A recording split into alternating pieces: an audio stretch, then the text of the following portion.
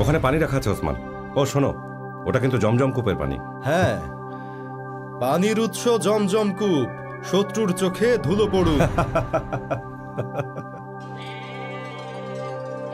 হে আমার প্রিয় পুত্র মুহাম্মদ, তুমি যখন প্রার্থনা করো ওই আকাশের দিকে হাত বাড়িয়ে, তখন তোমার চোখের অশ্রু দেখে কাবার শপথ আমার চোখের পলক পড়ে না। তাই শান্তি শৃঙ্খলা বজায় রাখুন, কারণ উকাজের বাজারে এখন আমরা আর কোনো যুদ্ধ চাই না। যেহেতু সেখানে কোনো ধরনের অস্ত্র নেওয়া যাবে না, তাই আমরা সেগুলো তামিমের গোত্রপ্রধান আব্দুল্লাহ ইবনে জাদানকে বিশ্বাস করে রেখে যাব। মনে রেখো কুরাইশগণ, কেউ যেন আমার কাছে অস্ত্র চাইতে না আসে, কারণ এই অস্ত্রগুলো আমার কাছে গচ্ছিত থাকবে। প্রত্যেক প্রাণীকেই একদিন মৃত্যুর স্বাদ গ্রহণ করতেই হবে। যারা মারা যাবে তারা আমাদের মাঝে আর কোনোদিন ফিরে আসবে না। কবে আর কখন বৃষ্টি হবে, কখন কোথায় খরা হবে, কখন দুর্ভিক্ষ হবে, কোন প্রাণী আমাদের বশ্যতা মানবে, কতটুকু তুমি ভোগ করবে, এই খোলা মাঠ আর এই উর্বর জমি কতটুকু তোমার আয়ত্তে থাকবে, সবকিছু যা আমাদের জন্য নির্ধারিত। তোমার জন্য তিনি যা রেখেছেন তুমি শুধু তাই ভোগ করবে। আমি আল্লাহর কসম করে সত্যি বলছি, একটা কথাও আমি মিথ্যা বলছি না। মহান আল্লাহর একটি ধর্ম আছে যেটা তোমাদের সব ধর্মের চেয়ে উৎকৃষ্ট একটি ধর্ম।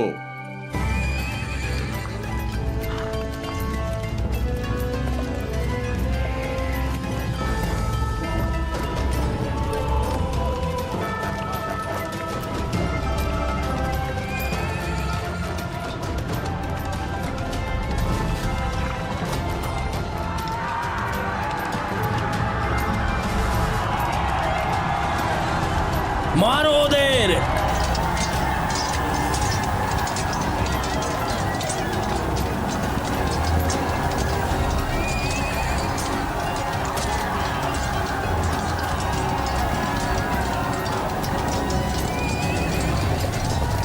উপস্থিত সবাই, হে মরুভূমির মানুষেরা, তোমাদের পূর্বপুরুষেরা আজ কোথায়? রোগী আর সেবকরা কোথায়? বাড়ি নির্মাণকারীরা কোথায়? সে কিসে সন্তুষ্ট হয়েছে? যার সন্তান আর অর্থের লোভ ছিল তারা সবাই মাটির সাথে মিশে গেছে। আজ সেখানে তাদের পুরনো হাড় ছাড়া আর কোনো কিছুই অবশিষ্ট নেই। তাদের ঘর বাড়ি সবকিছু খালি পড়ে আছে, আর শরীর নিয়ে গেছে মাংস খেকো নেকড়ে। আমরা আমাদের পূর্বপুরুষদের মৃত্যু থেকে এই শিক্ষা নিতে পারি যে মৃত্যুর হাত থেকে রক্ষা পাবার কোনো ধরনের উপায় আমাদের জানা নেই। আমি অনেক ধনী এবং গরিব আমার চোখের সামনে মরতে দেখেছি। অতীত ফিরে আসে না এবং স্মৃতি ছাড়া মৃত ব্যক্তির আর কিছুই অবশিষ্ট থাকে না। উপস্থিত সবাই, কোথায় সামুদ আর আদ গোত্র? তাদের পূর্বপুরুষেরা কোথায়? কোথায় সেই রাজা আব্রাহা আর কোথায় সেই আমর? তোমরা কি জানো কি হয়েছিল উবাদাতুল ফাত্তাহ, উজাইরাতুস সাইয়াহ আর জুদাইমাতুল ওয়াদ্দার? তাদের ছিল অহংকার, নিপীড়ন, অন্যের উপর জুলুম, পূর্বপুরুষদের ধর্মে পরিবর্তন আনা সবকিছু। তাদের ধর্মযাজক শপথ করে বলেছেন আল্লাহর একটি ধর্ম আছে, তিনি তোমাদের ধর্ম ছেড়ে আল্লাহর ধর্ম গ্রহণ করেন।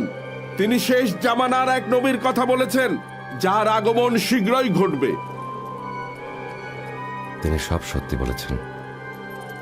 আমি সেই নবীর অপেক্ষায় থাকব।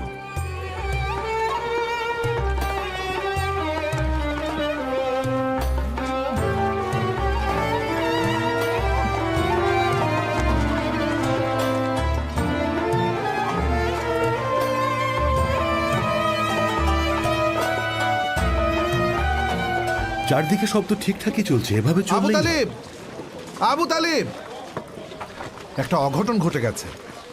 মক্কা এবং কুরাইশ গোত্রের উপর বিপদ নেমে এসেছে। কি ব্যাপার, কি সর্বনাশ হয়েছে? হয়েছে? কি?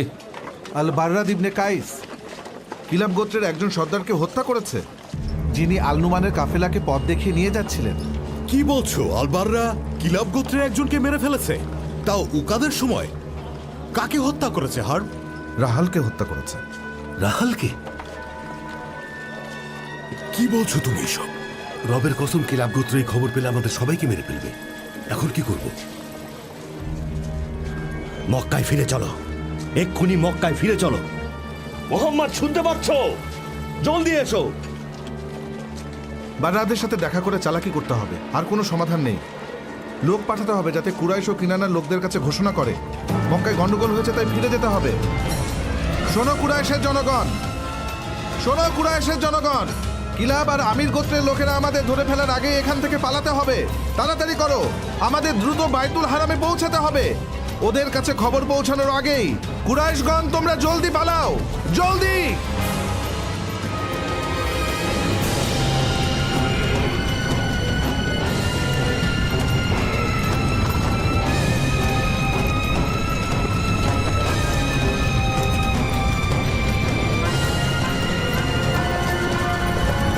এই রক্তক্ষয়ী যুদ্ধ 4 বছর পর্যন্ত চলতে থাকে। এর ফলে কুরাইশ ও কিনানা গোত্রের মধ্যে বাণিজ্য চুক্তি বন্ধ হয়ে যায়। অপরদিকে মিত্র গোত্রগুলো হাওয়াজান গোত্রের সাথে বাণিজ্য বন্ধ করে। এ যুদ্ধে অনেক বীর সৈনিকদের পতন হয়েছিল। এতে কুরাইশ গোত্রেরও অনেক মানুষ মারা যায়, যাদের মধ্যে মক্কা প্রধান আব্দুল মুত্তালিবের কন্যা সুফিয়ার স্বামী আল-আওয়াম ইবনে খোয়ালিদ এবং হিজাম ইবনে খোয়ালিদ ছিলেন, যারা দুজন সকল মুমিনের জননী হযরত খাদিজা রাদিয়াল্লাহু তাআলা আনহার আপন ভাই। আবু সুফিয়ানও নিহত হন। বনি কায়েস গোত্রেরও অনেকে, যেমন জুবাইর ইবনে রাবিয়ার মতো বিখ্যাত ব্যক্তিরা মারা যান। এরপর দুই পক্ষ শান্তি চুক্তির আলোচনায় বসে। হে মুধার গোত্র, আপনারা কেন লড়াই করছেন? কেন ডেকেছ আমাদের? শান্তির জন্য। কিভাবে সেটা? আপনাদের মৃতের ক্ষতিপূরণ দেব, আর আপনারাও তাই করবেন। কে তুমি? তোমাকে কিভাবে বিশ্বাস করব? আমি উদ্বা ইবনে রাবিয়া ইবনে আব্দের শামস ইবনে আব্দে মানাফ। সম্ভ্রান্ত বংশের লোক। আপনারা আমাদের উপর যদি ভরসা করেন, তাহলে আমাদের একজনকে জিম্মায় রাখতে পারেন। আমরা যাকে জিম্মায় দিতে চাই তিনি হলেন হাকিম ইবনে হাজাম। এই যুদ্ধে সে তার বাবাকে হারিয়েছে। কুরাইশদের অনেক বড় বীর ছিলেন তিনি, তার ছেলেদের মতোই। আমরা জানি যে আমরা বিজয়ী। আমরা ভেঙে পড়িনি, আর আমরা কথা দিয়ে কথা রাখি। আমরা কখনোই পালিয়ে যাইনি, কিন্তু আমরা যুদ্ধ করতে করতে বিরক্ত হয়ে গেছি। আর চাইলে আবু বাররাতকেও রাখতে পারেন, তিনি একজন মক্কার প্রধান আর গুরুত্বপূর্ণ ব্যক্তি। আমরা রাজি। হে মক্কাবাসী, আমরাও যুদ্ধের উপর বিরক্ত হয়ে গেছি। আমরা তোমাদের বিশ্বাস করলাম, তাই জিম্মায় কাউকে রাখবো না। দুই পক্ষের শান্তি চুক্তির পর উতবা সর্দার নির্বাচিত হয়।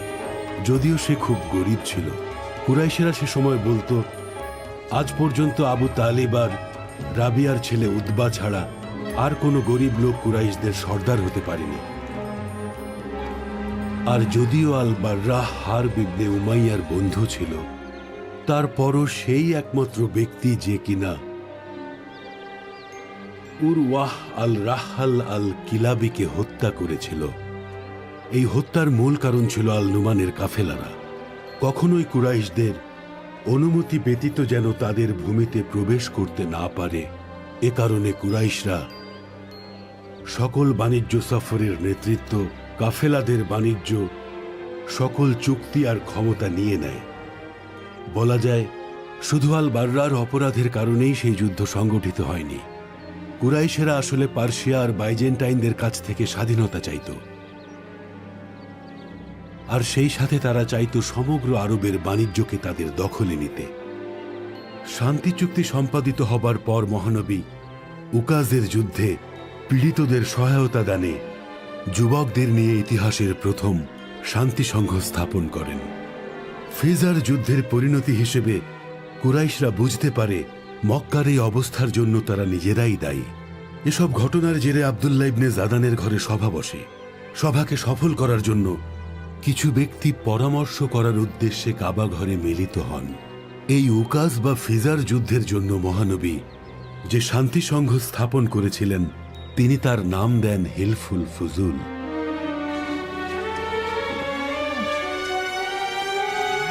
মুনিব! মুনিব!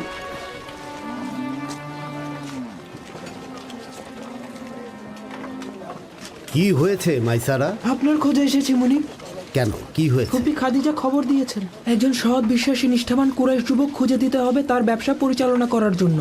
তার স্বামীর মৃত্যুর পর ব্যবসা বাণিজ্য সামলাতে তিনি একা পারছেন না।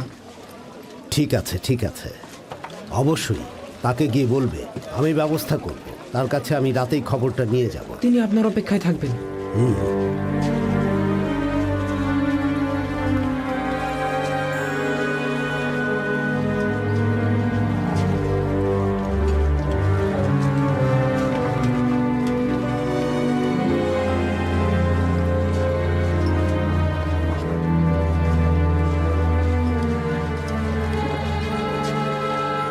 স্বাগতম আবু সুফিয়ান।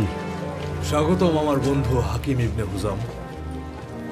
অভিশাপ সেই যুদ্ধের উপর, যেটার কারণে কুরাইশের রত্ন তোমার বাবাকে হারিয়েছি। এটা রক্তক্ষয়ী যুদ্ধ ছিল আবু সুফিয়ান, যার দ্বারা কুরাইশ আর হাওয়াজান গোত্র পবিত্র মাসকে অপমান করেছিল। আর তার শাস্তি স্বরূপ আমাদের অনেক বীর এবং প্রিয়জনকে হারিয়েছি আমরা। মুহাম্মদ কোথায়? তুমি তো জানো মোহাম্মদকে। যদি কখনো তার কোনো কাজ না থাকে তাহলে সে হয় হেরার গুহায়, নয়তো সাওর গুহায় বসে ধ্যানমগ্ন থাকে। তুমি তো এই বিষয়টা জানোই আবু সুফিয়ান, যে তুমি, আমি, আবু বকর আর তোমার চাচাতো ভাই মোহাম্মদ বিন আবদুল্লাহ, আমাদের এই বন্ধুত্ব পুরো কুরাইশের মধ্যে আদর্শ বন্ধুত্বের উদাহরণ। আল্লাহ জানেন আমরা একে অপরের কাছে কতটা বিশ্বস্ত আর কতটা ভালোবাসি। আমি মোহাম্মদের কাছে একটা প্রস্তাব নিয়ে এসেছি, আশা করছি সে ফিরিয়ে দেবেন। যদি ভালো কোনো কাজ হয় তাহলে অবশ্যই ভাই সেটাতে রাজি হবে। তুমি তো জানোই সে ভালো কাজে সাহায্যের ব্যাপারে কখনোই কাউকে নিরাশ করে না। আমি জানি আবু সুফিয়ান, ছোট থেকেই মোহাম্মদ চাচা আবু তালেবের কাছে বড় হয়েছে, যে অনেক ছেলে মেয়ে ভরণ পোষণ করে। যদিও তার অবস্থা খুব খারাপ ছিল, আর এখন তো গরিব হয়ে গেছে। আর এটাও জানি এ কারণে মোহাম্মদ মনে মনে অনেক কষ্ট পাচ্ছে, আর সে চাচার জন্য কিছু করতে চায় যাতে চাচার কষ্ট কমে। তুমি কি তাকে কোনো সাহায্য করতে পারবে? পারবো। আর ফুপি খাদিজা কুরাইশদের মধ্যে থেকে লোক খুঁজছে তার ব্যবসা দেখাশোনা সহ সব দিক পরিচালনার জন্য। তুমি তো জানো সে মক্কার মধ্যে সেরা ধনী মহিলাদের মধ্যে অন্যতম। তার ব্যবসার দেখাশোনার জন্য একজন সৎ ব্যক্তি খুঁজছে। আর পুরো মক্কার মধ্যে আমাদের মোহাম্মদের মতো এত সৎ, বিশ্বস্ত আর নিষ্ঠাবান ব্যক্তি কোথায় পাবো? তুমিই বলে দাও আমাকে। আমার মনে হয় সে রাজি হবে। আমি জানি তোমার ফুপি খাদিজা মক্কার একজন সম্মানিত মহিলা, আর মোহাম্মদও একজন সৎ এবং বিশ্বস্ত পুরুষ। চলো আমরা তার কাছে যাই। চলো যাই।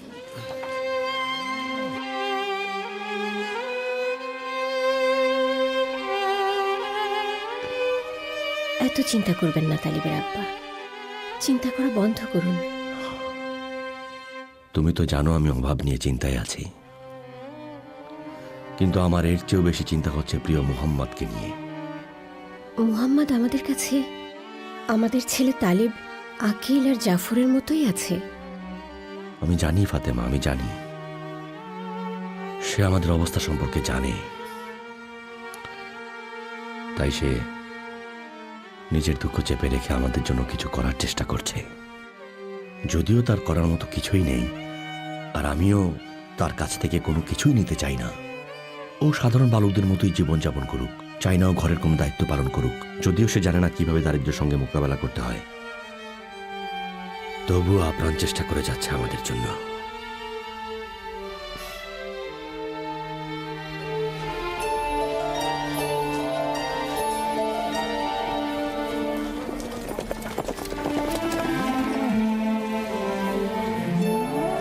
মুহাম্মদ বিন আবদুল্লাহর প্রতি খেয়াল রেখো মাইসারা। সত্যি বলছি মালিক, আমি এত বিশ্বস্ত, এত মহৎ আগে কাউকে কখনো দেখিনি, যেমনটা আমাদের এই মুহাম্মদ বিন আবদুল্লাহ।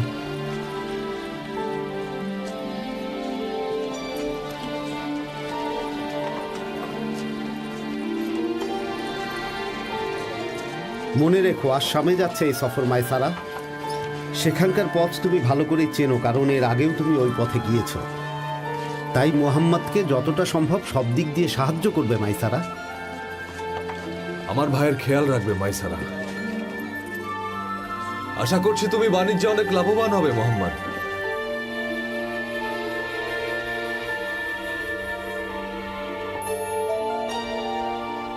আমি খুবই খুশি হয়েছি ফুপি। আমি এই বিষয়ে নিশ্চিত